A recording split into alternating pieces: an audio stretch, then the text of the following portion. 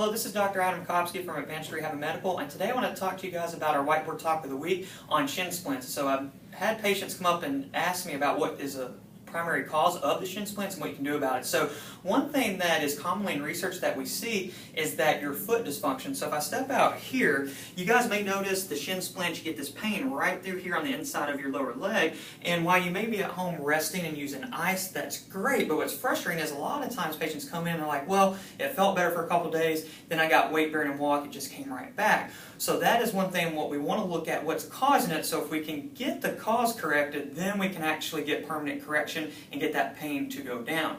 So one thing, if you look here, a lot of times with foot dysfunction, if we miss this, a lot of people have gait imbalances at the lower leg, and you can see if my foot is flat and torqued out, I'm going to add stress through here. So what happens is over the period of time, it doesn't happen one day, you get, especially with athletes running, mechanics are off, or just our mechanics in general, over a period of time, starts developing micro tears in that bone, and so then we develop the shin splint. So I hope you guys will look at that and take that into consideration. So any kind of orthotic, if you're having pain, please comment the questions below. Let us know how we can help. And if you want any additional information or exercise that can help, please be sure to let us know. So I hope you guys have a great weekend and be safe and enjoy your Labor Day. Thank you very much. Bye.